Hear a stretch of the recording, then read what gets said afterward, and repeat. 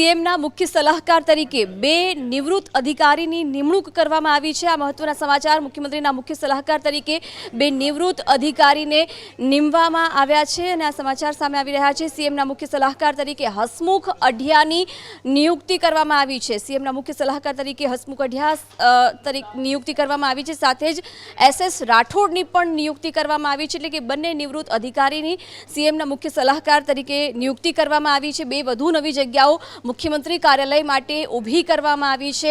હસમુખ અઢિયા પૂર્વ નાણાં સચિવ પણ છે, તેમની પણ મુખ્ય સલાહકાર તરીકે નિયુક્તિ કરવામાં આવી છે। એસએસ રાઠોડ માર્ગ અને મકાન વિભાગના પૂર્વ સચિવ રહી ચૂક્યા છે, તેમની પણ સીએમના મુખ્ય સલાહકાર તરીકે નિયુક્તિ કરવામાં આવી છે। એટલે કે હવે મુખ્યમંત્રીના મુખ્ય સલાહકાર તરીકે 2 નિવૃત્ત અધિકારીઓની નિયુક્તિ કરવામાં આવી છે અને આ જ અંગે વિગતો મેળવીશું સંવાદદાતા હિરેન રાવલ પાસેથી। હિરેન,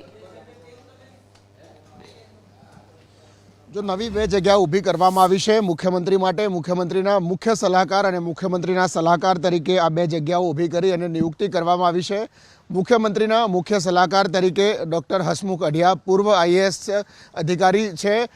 केन्द्रना नाणां विभागना सचिव पण तेओ रही चूक्या है। साथे गुजरात सरकारमां पण तेमणे काम करेलुं छे अने तेमणे मुख्यमंत्रीना मुख्य सलाहकार तरीके नियुक्ति करवामां आवी छे। साथे मुख्यमंत्रीना सलाहकार तरीके एसएस राठोडनी नियुक्ति करवामां आवी छे।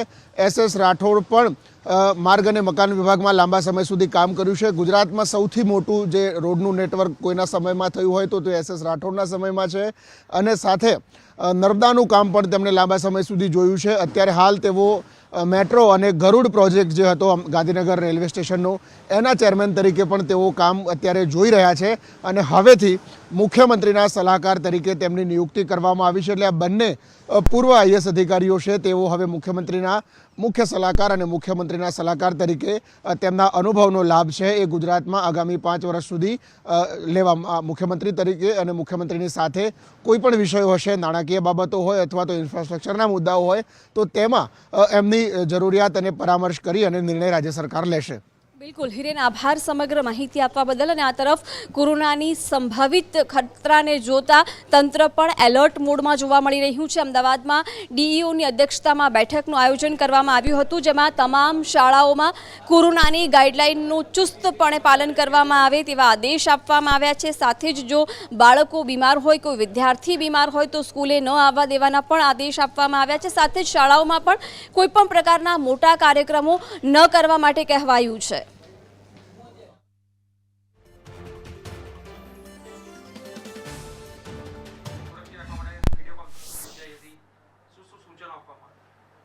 जी हाँ, जे रीते चीन में कोरोनानो हाहाकार है अने भारतना प्रधानमंत्री श्री मोदी साहेबे पण कोरोना अंगे सतर्क रहवा माटे ज्यारे सूचना आपी अने त्यारबाद गुड गवर्नन्स वीक में माननीय मुख्यमंत्री श्री भूपेन्द्रभाई पटेल साहेबे पोते मास्क पहेरी तमाम अधिकारीओ ने कर्मचारीओ ने आ प्रकारे कोरोना संदर्भे जे छे ए बिल्कुल सावध रहवा माटे जे सूचना आपी ते प्रमाणे अमे विडियो कॉन्फरन्सना माध्यमथी तमाम शाळाओने सतर्क रहवा माटे सूचना आपी छे।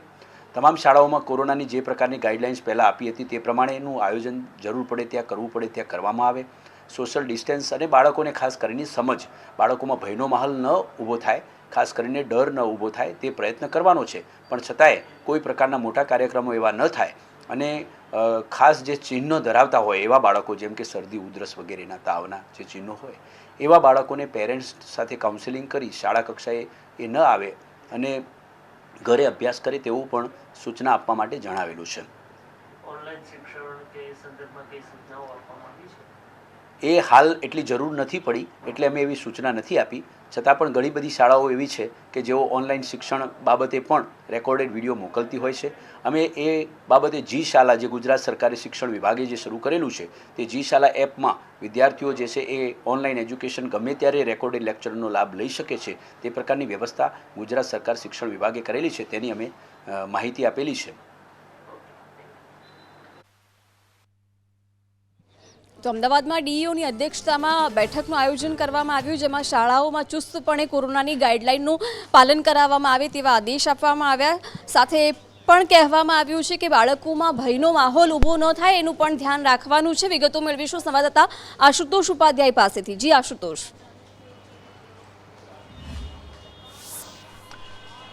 જે કોરોનાનો કહેર જે રીતે વધી રહ્યો છે તેને લઈને ડીઓ દ્વારા વિડીયો કોન્ફરન્સિંગ જે છે તે કરવામાં આવી હતી અને તમામને સૂચના આપવામાં આવી છે કે જે પણ બાળક જે બીમાર હોય તો તેઓને સ્કૂલોમાં ન મોકલવા જોઈએ તે પ્રકારની સ્પષ્ટ સૂચનાઓ જે છે તે આપી દેવામાં આવી છે। સાથે સાથે બાળકો જે છે તે કોરોનાથી ગભરાતા હોય છે ત્યારે સ્કૂલોમાં કોઈ પણ પ્રકારનો બાળકોમાં ગભરાય નહીં તે અંગે જોવાની જવાબદારી પણ સ્કૂલોની છે તેમ ડીઓ જણાવ્યું હતું। સાથે સાથે મોટા ગેધરિંગ જે છે સ્કૂલોમાં કરવામાં આવતા હોય છે, ખાસ કરીને ડિસેમ્બર મહિનામાં એન્યુઅલ ડેનું ફંક્શન મોટી સ્કૂલોમાં કરવામાં આવતું હોય છે તે પણ ન કરવા માટેનું ડીઓ દ્વારા સૂચના કરવામાં આવી છે। એટલે સમજી શકાય છે કે જે રીતે કોરોનાનો કહેર છે અને બાળકો સંક્રમિત ન થાય તેનું ધ્યાન જે શિક્ષણ વિભાગ રાખી રહ્યું છે અને સ્પષ્ટ આદેશો જે છે તે હવે સ્કૂલોમાં કરી દેવામાં આવ્યા છે। તો અમદાવાદની અને સ્કૂલો જે છે તે હવે તેનું પાલન પણ કરતી જોવા મળી રહી છે અને સ્કૂલોમાં પણ હવે ધીરે ધીરે માસ્ક ફરજિયાત કરાઈ રહ્યા છે। જી બિલકુલ આશુતોષ, આભાર સમગ્ર માહિતી આપવા બદલ। અને કોરોનાની નેઝલ વેક્સિનને લઈને એક મોટા સમાચાર સામે આવી રહ્યા છે। ખાનગી હોસ્પિટલમાં 800 રૂપિયામાં આ નેઝલ વેક્સિન મળશે, જ્યારે સરકારી હોસ્પિટલમાં 325 રૂપિયામાં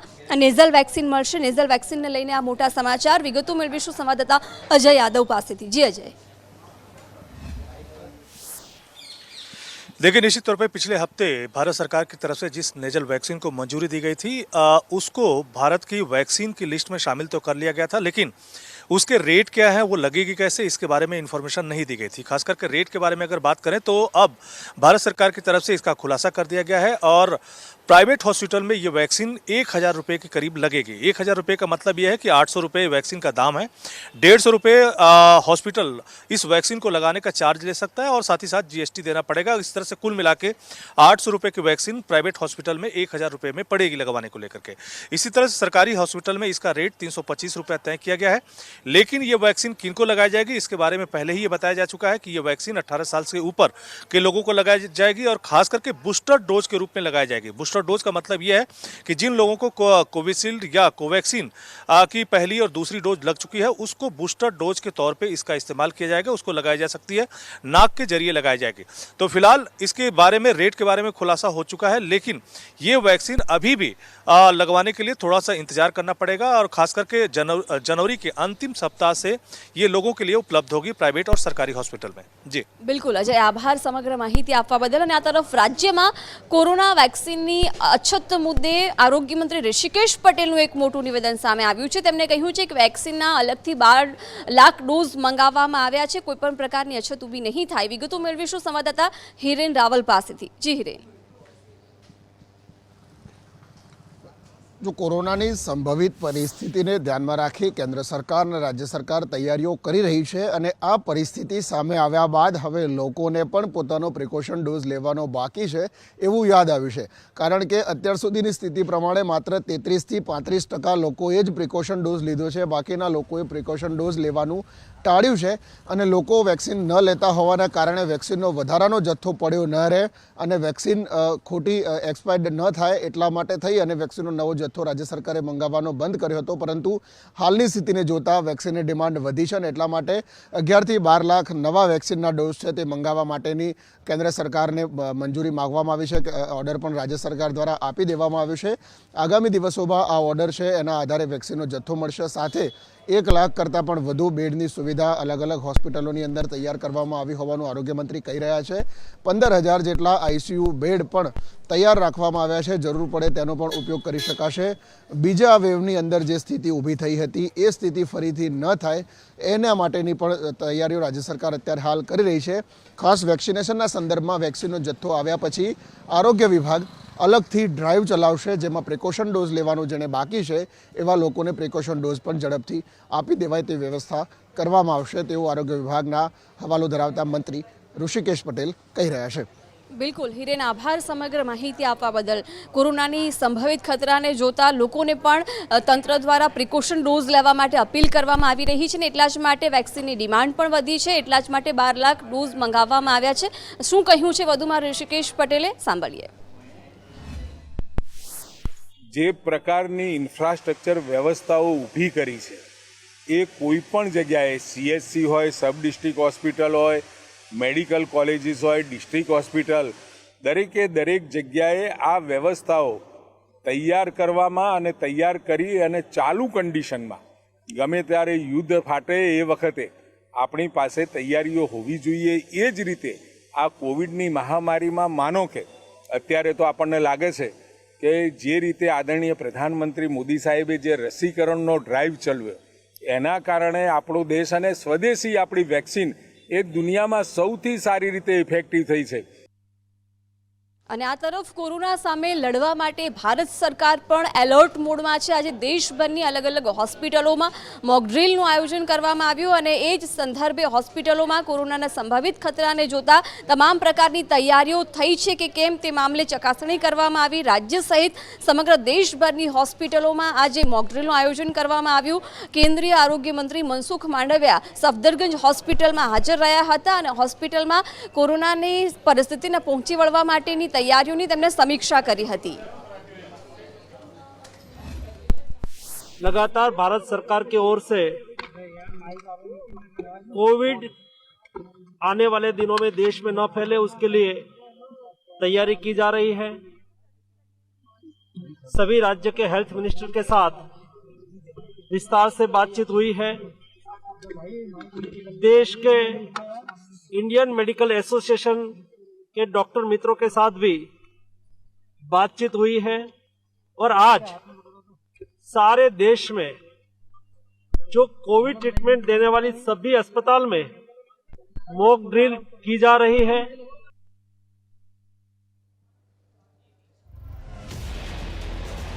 અને આજ અંગે વધુ વિગતો મેળવીશું સંવાદદાતા નિકુલ પટેલ પાસેથી. નિકુલ, આજે દેશભરની અંદર મોક ડ્રીલનું આયોજન કરવામાં આવ્યું હતું, જેમાં ખાસ કરીને જે દિલ્હી ખાતે છે તે મનસુખ માંડવિયા દ્વારા તેઓ હાજર રહ્યા હતા અને મોક ડ્રીલ યોજાઈ હતી.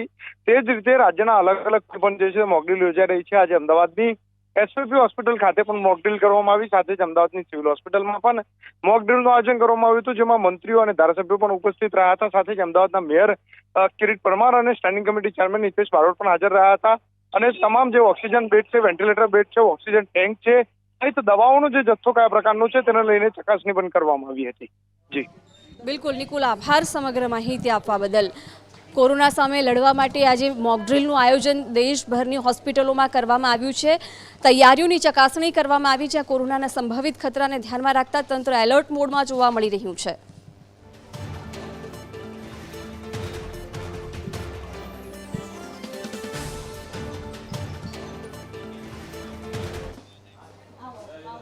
અને આ તરફ ઓબીસી અનામતને લઈને લખનઉ હાઈકોર્ટ દ્વારા એક મોટો ચુકાદો આપવામાં આવ્યો છે. ઉત્તર પ્રદેશમાં સ્થાનિક સ્વરાજની ચૂંટણીમાં અનામત રદ કરવા માટે કહેવામાં આવ્યું છે. આજ અંગે શું છે વધુ અપડેટ, વિગતો મેળવીએ સંવાદદાતા અજય યાદવ પાસેથી. અજય,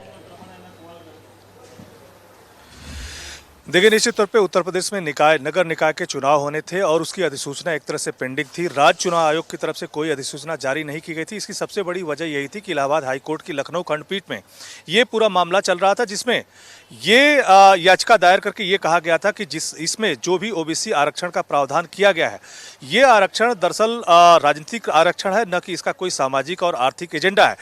इसलिए इस आरक्षण को रद्द करके जो सामान्य प्रक्रिया है नगर निगम चुनाव की, उसको कराया जाना चाहिए. और खास करके इसी को कंसीडर करते हुए जो इलाहाबाद हाईकोर्ट की लखनऊ खंडपीठ ने है इस जो ओबीसी आरक्षण है इस मामले को पूरा रद्द कर दिया है और खास करके नगर निकाय का चुनाव जो है उसको कराने का आदेश दिया है. लेकिन साथ ही साथ इलाहाबाद हाईकोर्ट की लखनऊ खंडपीठ ने यह भी कहा है कि ये आरक्षण तभी लागू हो सकता है जब सुप्रीम कोर्ट का जो निर्देश है उसको पालन किया जाए, यानी एक पूरा आयोग बनाया जाए और आयोग बनाने के बाद जो रिकमेंडेशन है उसको पूरा किया जाए. हालांकि इस रिकमेंडेशन को पूरा करने में इलाहाबाद हाईकोर्ट का कहना है कि काफी वक्त लग सकता है और ऐसे में चुनाव टल सकता है. तो चुनाव टालने की जरूरत नहीं है, बल्कि जब कमीशन बनेगा तो उसकी प्रक्रिया पूरी की जाएगी. तो फिलहाल बिना आरक्षण के ही जो ओबीसी सीट है उसको जनरल कोटे में रखकर नगर निकाय चुनाव कराने का आदेश दिया, जिसमें ओबीसी आरक्षण को एक तरह से रद्द कर दिया गया है. जी, આભાર સમગ્ર માહિતી આપવા બદલ. અને ગુજરાત એટીએસ અને કોસ્ટગાર્ડ દ્વારા એક સફળ ઓપરેશન પાર પાડવામાં આવ્યું છે, જેમાં કરોડો રૂપિયાનું ડ્રગ્સ ઝડપાયું છે. 10 પાકિસ્તાનીઓને ઝડપી પાડવામાં આવ્યા છે. ત્યારબાદ ડીજીપી દ્વારા પણ પ્રેસ કોન્ફરન્સ યોજવામાં આવી હતી, જેમાં ડીજીપી દ્વારા પણ છેલ્લા 1 વર્ષમાં જેટલા પણ રૂપિયાનું ડ્રગ્સ પકડવામાં આવ્યું છે, જેટલા પણ આરોપીઓ પકડાયા છે અથવા જેટલા પણ કેસ નોંધવામાં આવ્યા છે ડ્રગ્સ રિલેટેડ, તે મામલે તેમને માહિતી આપી હતી. શું કહ્યું સાંભળીએ. અને ગુજરાત એટીએસ અને ઇન્ડિયન કોસ્ટગાર્ડ સાથે મળીને એક ખૂબ સરસ ઓપરેશન પૂરું પાડ્યું છે. ફાયર આર્મ્સ પણ જે છે એની સ્મગલિંગ થવાની શક્યતા છે, આપ જાણતા હશો કે આ પ્રથમ વખત છે લાંબા સમય પછી જ્યારે વેપન્સ પણ જે છે નાર્કોટિક્સની સાથે પકડાયા છે અને પહેલાં વેપન્સ લગભગ 1992માં અને કે એ રીતે લગભગ આ લાંબા સમય પછી પહેલી વખત છે કે આ વેપન્સ પકડાયા છે. અને આજ અંગે વિગતો મેળવીશું સંવાદદાતા કશ્યપ જોશી પાસેથી. જી કશ્યપ. એટીએસને બાતમી મળી હતી અને કોસ્ટગાર્ડ છે તેની મદદ લેવામાં આવી. સંયુક્ત રીતે બંને એજન્સીઓ છે તેના દ્વારા ઓપરેશન કરવામાં આવ્યું છે અને લગભગ 140 નોટિમલ માઇલ અંદર જઈ અને આ ઓપરેશન છે તેને અંજામ આપવામાં આવ્યો છે. ડ્રગ્સ આવતું હોવાની બાતમી મળી હતી અને તે બાતમી આધારે આ ઓપરેશન કરવામાં આવ્યું હતું ને લગભગ 280 થી 300 કરોડના ડ્રગ્સનો જથ્થો છે તે આ એજન્સીઓ દ્વારા પકડી પાડવામાં આવ્યો છે. લગભગ 5 થી 6 દિવસ સુધી આ ઓપરેશન છે તે ચાલ્યું હતું. ઘણી વખત દરિયામાં અંદર ઓપરેશન કરવું ઘણું ટફ હોય છે અને તેના કારણે જ આટલો લાંબો સમય આ ઓપરેશન છે તેને લાગ્યો હતો. એટીએસને બાતમી મળી હતી કે પાકિસ્તાનના કરાચીની બાજુમાં આવેલું એક પોર્ટ છે ત્યાંથી ડ્રગ્સનો જથ્થો છે તે રવાના થયો છે અને તે આધારે જ આ ઓપરેશન છે તે પાર પાડવામાં આવ્યું છે. સિલિન્ડરની અંદર ડ્રગ્સનો જથ્થો અને હથિયાર જે છે તે સંતાડવામાં આવ્યા હતા અને ડ્રગ્સ સાથે આ બોટ પસાર થઈ રહી હતી અને ત્યારે 10 પાકિસ્તાનીઓ સાથે આ ડ્રગ્સનો જથ્થો અને હથિયાર છે તે કબજે કરવામાં આવ્યા છે. 1992માં ડ્રગ્સ અને હથિયાર જે છે તે ઝડપાયા હતા. ત્યારબાદના આ લાંબો સમય વીતી ગયો છે અને ઘણા લાંબા સમય બાદ ડ્રગ્સની સાથે હથિયારો પણ પોલીસ દ્વારા કબજે છે તે કરવામાં આવ્યા છે. 10 આરોપીઓ જે ઝડપાયા છે તેમાં મુખ્ય આરોપી છે સલીમ બલોચ. તેના દ્વારા આ ડ્રગ્સનો જથ્થો છે તે મોકલવામાં આવ્યો હતો અને એક ઇસ્લામ બલોચ જે છે તે મૂળ બલુચિસ્તાનનો રહેવાસી છે અને આ મુખ્ય ટંડેલ હતો અને તેની આગેવાનીમાં આ બોટ જે છે તે ડ્રગ્સના જથ્થા સાથે પસાર થઈ રહી હતી. છેલ્લા 1 વર્ષમાં 4347 કરોડનો ડ્રગ્સનો જથ્થો છે તે એટીએસ અને કોસ્ટગાર્ડ દ્વારા ઝડપી લેવામાં આવ્યો છે. ગત વર્ષે 36 આરોપીની ધરપકડ કરવામાં આવી હતી જ્યારે ચાલુ વર્ષે 63 આરોપી જે છે તેને ડ્રગ્સના જથ્થા સાથે ઝડપી પાડવામાં આવ્યા છે. આ મોટા ઓપરેશનને અંજામ જે છે તે આપવામાં આવ્યો છે. હાલ અધિકારીઓ છે તેના દ્વારા આ ડ્રગ્સનો જથ્થો છે તેને કિનારા સુધી લાવવાની કામગીરી છે તે કરવામાં આવી રહી છે અને આગામી સમયમાં તમામ આરોપીઓ છે તેની કડકાઈથી પૂછપરછ છે તે કરવામાં આવશે. મહત્વનું છે કે આ જે ડ્રગ્સનો જથ્થો છે તેમાંથી જે રૂપિયા મળે તે ટેરર ફંડિંગ માટે ઉપયોગ થતા હતા કે કેમ આ તમામ પાસાઓ છે તેને લઈ અને તપાસ છે તે કરવામાં આવશે. આ અગાઉ પણ અનેક વખત ડ્રગ્સનો જથ્થો છે તે પાકિસ્તાનથી રવાના થયો હોય અને ઈરાન તરફ જતો હોય અને દરિયામાં ઓપરેશન છે તે એટીએસ અને કોસ્ટગાર્ડ દ્વારા પાર પાડવામાં આવ્યું છે. આમ ફરી એક વખત મોટા ડ્રગ્સના જથ્થા સાથે 10 પાકિસ્તાની આરોપીઓ છે તેને ઝડપી લેવામાં પોલીસ અને કોસ્ટગાર્ડ છે તેને સફળતા મળી છે. જી કશ્યપ, આભાર સમગ્ર માહિતી આપવા બદલ. અને આ તરફ સલમાન ખુરશીદે રાહુલ ગાંધીની સરખામણી ભગવાન રામ સાથે કરી છે. ત્યારે રાહુલ ગાંધી ભારત જોડો યાત્રામાં વ્યસ્ત છે અને એ દરમિયાન સલમાન ખુરશીદનું નિવેદન સામે આવ્યું છે અને તેમણે રાહુલ ગાંધીની સરખામણી ભગવાન રામ સાથે કરી છે અને કહ્યું કે પાદુકા લઈને તેઓ કાર્યકરો સાથે યાત્રા કરી રહ્યા છે. શું કહ્યું છે વધુમાં સલમાન ખુરશીદે, સાંભળીએ. हमारी जो यात्राएं हुई हैं 6 यात्राएं हुई हैं उसका लक्ष्य एक तो हम तैयारी करें इनकी यात्रा की, दूसरा अभी क्योंकि वो नहीं आ रहे हैं तो उनके नाम पर ऐसा है आप तो जानते हैं भगवान राम की खड़ाव बहुत दूर तक जाती है तो कभी कभी खड़ाव लेकर भी चलना पड़ता है. हमेशा भगवान राम नहीं पहुंच पाते हैं तो खड़ाव लेकर चलना पड़ता है. तो भरत उनकी खड़ाव लेके चलते हैं तो खड़ाव लेकर हम उत्तर प्रदेश में चले हैं. उत्तर प्रदेश में खड़ाव पहुंच गई है तो राम जी भी पहुंचेंगे, ये हमारा विश्वास है. અને આ તરફ વારંવાર પોતાના નિવેદનોને કારણે ચર્ચામાં રહેનાર સાધ્વી પ્રજ્ઞા ઠાકુરનું વધુ એક વિવાદિત નિવેદન સામે આવ્યું છે. તેમને હિન્દુઓને પોતાના ઘરમાં હથિયાર રાખવા માટેની સલાહ આપી છે. તેમને શાકભાજી કાપના ચપ્પુને પણ શાપ રાખવા માટે કહ્યું છે. શું કહ્યું છે, સાંભળીએ. ये लव जिहाद करने वालों को लव जिहाद जैसा उत्तर दो. अपनी लड़कियों को सुरक्षित रखो, अपनी लड़कियों को संस्कारित करो, अपने घर में हथियार रखो. कुछ नहीं तो सब्जी काटने वाला चाकू जरा तेज रखो. जब हमारा सब्जी अच्छे से कटेगी तो निश्चित रूप से दुश्मनों के मुंह भी और सिर भी अच्छे से कटेंगे। અને આ તરફ વડોદરાથી એક મોટા સમાચાર, વન્યજીવોનો શિકાર કરનાર ગેંગ ઝડપાઈ છે। આ મોટા સમાચાર વડોદરાથી, વન્યજીવોનો શિકાર કરતી એક ગેંગ ઝડપાઈ છે, જ્યાં જીવદયા પ્રેમી સંસ્થાએ આ વન્યજીવોનો શિકાર કરતી ગેંગને ઝડપી પાડી છે। મેલી વિદ્યા માટે વાઘ અને દીપડાના ચામડા વેચતા હતા। શું છે આખો મામલો, વિગતો મેળવીશું સંવાદદાતા કૃણાલ શર્મા પાસેથી। કૃણાલ। બિલકુલ, જે રીતે મેલી વિદ્યા અને અંધવિશ્વાસના કારણે જે મૂંગા જાનવરો છે તે પોતાનો જીવ ગુમાવતા હોય છે, તેની પાછળ એક શિકારી ગેંગ પણ સક્રિય હતી। અને આવી જ એક બાતમી વડોદરાની જીવદયા સંસ્થાને મળી હતી, અને તેના લઈને નર્મદા જિલ્લાના વન વિભાગ સાથે તેઓએ દરોડા પાડ્યા હતા નર્મદા જિલ્લામાં, કે જ્યાં ગુજરાત અને મહારાષ્ટ્રની બોર્ડર આવેલી છે, ત્યાંથી આ શિકારી ગેંગ ઝડપાઈ છે, જેમાં 7 લોકોની હાલ ધરપકડ કરવામાં આવી છે। તેમની પાસેથી વાઘનું ચામડું, દીપડાનું ચામડું સાથે જ 2 ગુવડ, જેમાંથી એક ગુવડ મૃત હાલતમાં હતું, અને 2 મોઢાનો સાપ, જેને આંધળી ચાકરણ કહેવાય છે, જેનો પણ મેલી વિદ્યામાં ઉપયોગ થતો હોય છે, તેઓ જપ્ત કરવામાં આવે છે। સાથે જ જે દીપડાને શિકાર કરીને તેના જે અવશેષ હતા, મૃતદેહ જ્યાં દાટવામાં આવ્યો ત્યાં પણ ખોદકામ કરીને અવશેષો પણ મેળવી રહ્યા છે। મહત્વની વાત એ છે કે આ જે શિકારીઓ છે તેમની પાસે મેલી વિદ્યાના નામ આપીને લોકોને ઝાંસામાં લેનાર એક ટોળકી પણ હતી, કે જેમને સુરત ખાતેની એક હોટલમાંથી ને વલસાડ ખાતેથી ડમી સ્વામી બનીને વન વિભાગે હાલ ઝડપી પાડ્યા છે, અને તેમની પૂછપરછ હાથ ધરાઈ છે। પૂછપરછમાં હજુ પણ કેટલાક મૂંગા જાનવરોનો, વાઘ, દીપડા જેવા જાનવરોનો શિકાર થયો છે કે કેમ તે બહાર આવી શકે તેમ છે। બિલકુલ કૃણાલ, આભાર સમગ્ર માહિતી આપવા બદલ। અને મેલી વિદ્યા માટે આ વાઘ અને દીપડાના ચામડા આ શિકારીઓ વેચતા હતા, તેઓ વન્ય પ્રાણીઓનો શિકાર કરતા હતા અને પછી ચામડાનું વેચાણ કરતા હતા।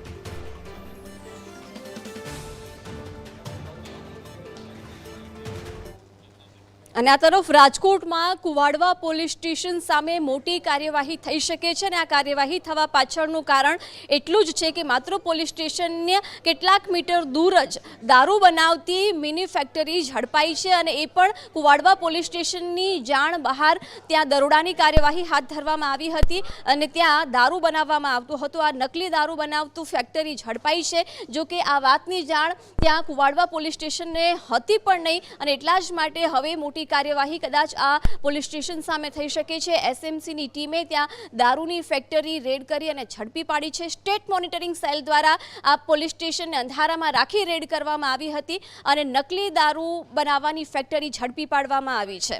વિગતો મેળવીશું સંવાદદાતા મયુર સરવૈયા પાસેથી। મયુર। બિલકુલ જિજ્ઞાસા, ગઈકાલે સ્ટેટ મોનિટરિંગ સેલે એક દરોડો કુવાડવા વિસ્તારમાં પાડવામાં આવ્યા હતા, જ્યાં નકલી દારૂની મિની ફેક્ટરી છે તે ઝડપી હતી। ઉલ્લેખનીય છે કે સ્થાનિક પોલીસ એટલે કે કુવાડવા પોલીસને અંધારામાં રાખી અને ઘોર નિંદ્રામાં હતી તે સમયે સ્ટેટ મોનિટરિંગ સેલના પોલીસ સહિતના કાફલાએ રેડ કરી હતી, અને ઉલ્લેખનીય છે કે ત્યાંથી 4000 જેટલો નકલી દારૂ જે છે બનાવવાની ફેક્ટરી જે છે તે ઝડપી પાડી હતી।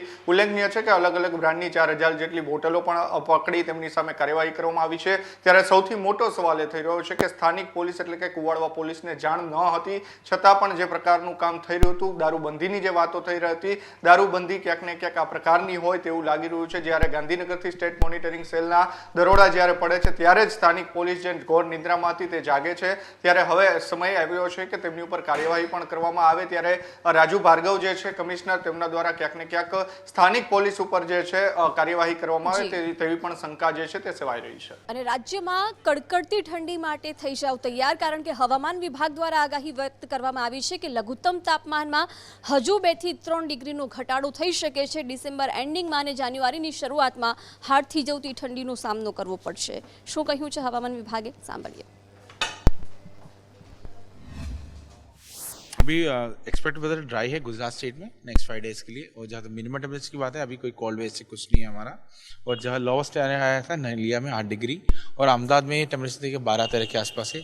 एंड ट्रेंड भी देखा जाए नेक्स्ट 3 डेज के लिए थोड़ा ग्रेजुअल राइस, मतलब एक नॉलेज चेंज है, बट 1 से 2 डिग्री राइस हो जाएंगे, फिर अगेन डे 4 डे 5 में अगेन फॉल हो जाएंगे, क्योंकि अभी विंड पैटर्न थोड़ा ईस्टर्ली कमांड आ रहा है, इससे थोड़ा राइस है, उसके बाद अगेन नॉर्थली शुरू हो जाएंगे और हमारा टेम्परेचर अगेन फॉल हो जाएंगे, बट कोल्ड वेव का कोई चांसेस नहीं नेक्स्ट 5 डेज के लिए। અને રાજ્યમાં છેલ્લા 2-3 દિવસથી ઠંડીનો ચમકારો જોવા મળી રહ્યો છે. આજે પણ કચ્છના નલિયામાં સૌથી ઓછું તાપમાન 5.8 ડિગ્રી નોંધાયું હતું. બનાસકાંઠાના ડીસામાં પણ 8.6 ડિગ્રી તાપમાન નોંધાયું છે. તો અમદાવાદમાં પણ તાપમાનનો પારો 10 ડિગ્રીએ પહોંચ્યો હતો. વિગતો મેળવીશું સંવાદદાતા દિવ્યા ચૌહાણ પાસેથી. દિવ્યા.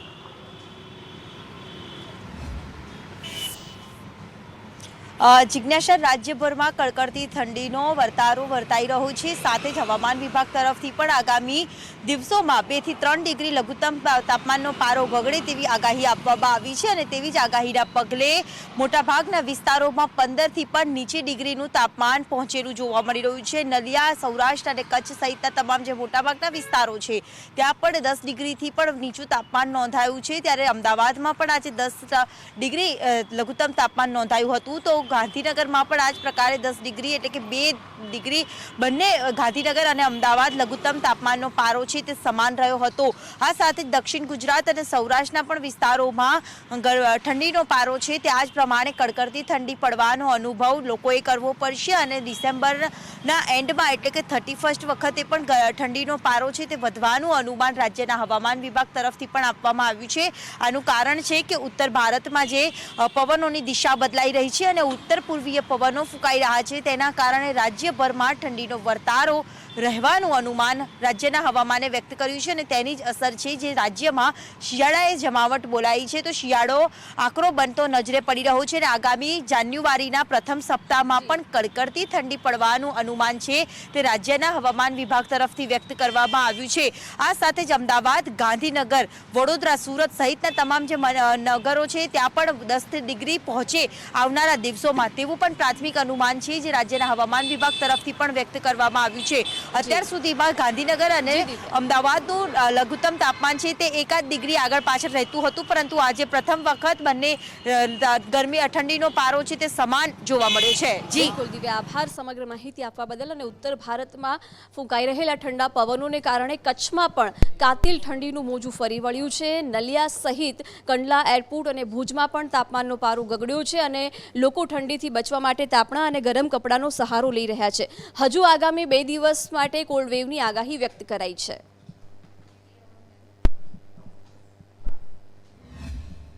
અત્યારે કચ્છમાં ખૂબ જ ઠંડી પડી રહી છે અને સાથે સાથે અત્યારે આપણે દાદા દાદી પાર્કમાં ઊભેલા છીએ તો ઠંડો પવન પણ વાઈ રહ્યો છે.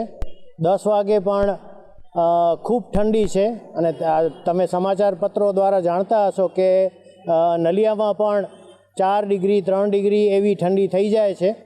ભુજમાં પણ 9 ડિગ્રી 10 ડિગ્રી જેટલી ખૂબ ઠંડી છે. અને કચ્છમાં તમે જનજીવનમાં જોશો તો રાત્રે 7:30 8 પછી લોકો બહાર નીકળતા બંધ થઈ ગયા છે. સવારે પણ 9-10 વાગ્યા સુધી ચહેલ પહેલ હોતી નથી. ઉત્તર ભારતમાં સતત થઈ રહેલી હિમવર્ષાની સીધી અસર છે તે કચ્છ જિલ્લામાં જોવા મળી રહી છે. કચ્છમાં સતત ઠંડીનો પારો ગગડી રહ્યો છે. કોલ્ડ સિટી ગણાતા નલિયામાં ઠંડીની વાત કરવામાં આવે તો 8.1 ડિગ્રી જેટલું આજનું તાપમાન છે તે નોંધાયું છે. આ સિવાય ભુજમાં પણ 10 ડિગ્રી જેટલું તાપમાન નોંધાયું છે. તો કંડલા એરપોર્ટ ઉપર 13.3 ડિગ્રી જેટલું તાપમાન નોંધાયું છે. સતત ઠંડીનો પારો છે તે ગગડી રહ્યો છે. તેની સીધી અસર કંઈક ને કંઈક લોકોના જનજીવન ઉપર જોવા મળી રહી છે. ઠંડીના કારણે મોટાભાગના લોકો છે તે ઘરથી બહાર નીકળવાનું ટાળતા હોય છે. જે લોકો ઘરથી બહાર જતા હોય છે તે પણ ગરમ કપડાનો સહારો લેતા હોય છે. જે રીતે ઠંડી પડી રહી છે તેની સીધી અસર કંઈક ને કંઈક લોકોના જનજીવન ઉપર અત્યારે જોવા મળી રહી છે. તો બીજી બાજુ હજુ પણ હવામાન વિભાગે આગામી 2 દિવસ કોલ્ડ વેવની આગાહી કરી છે. એટલે કે હજુ પણ કચ્છના લોકોને કાતિલ ઠંડીનો સામનો કરવા માટે તૈયાર રહેવું પડશે. અલ્પેશ ગોસ્વામી, સંદેશ ન્યૂઝ, કચ્છ.